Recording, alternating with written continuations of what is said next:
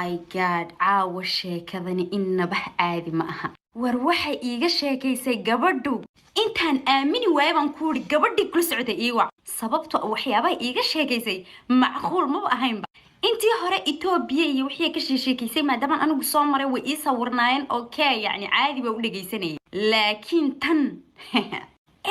شيء كذا هاي النوبل لابو والله إنتن آمين ويبان كوري قبردي كل سعودية كو إتوبيا إسكسو راعيسين خدك إيسو قلي إنت إيسو حريري سيبان وذا هالليني أركي واحتر هذا الله هاوار تاسد إلو ذي let's go تشيكاد حلو حنوغو أكيد أيقو ستياريو عبايدي وحين تلو قيبي إسكو ديار ميس حرا السودان صباها داوي بحين هالكن هورت حوغاير بانكو كلا دوانين waxaan ku kala duwanayn ma garanay sheekadayda inaad xasuutaan in kale annaga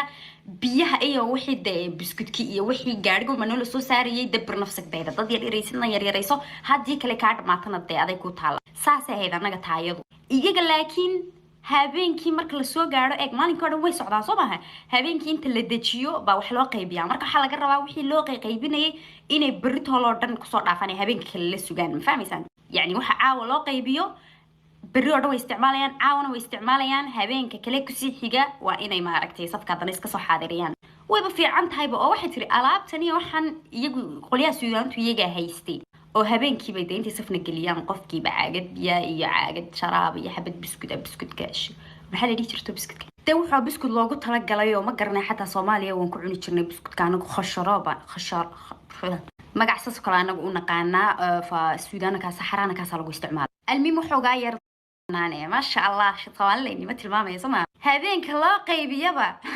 أرورتي أوي بطي محل عنايا هذين قاسي كجو بحي وحي لصي المهم السعوديين waxay tiri saxaraa rafaad badanna kuma aanan arki maadaama cuntadan iyo sahaydan iyo waxan Suudaan qoliyo iyagu maadaama maamulayeen waxba gacantooda ku jirtay anagu caadi okay laakiin waxay tiri rafaad keeran saxaraa ku aragnay waxay ahayd gawaadhidan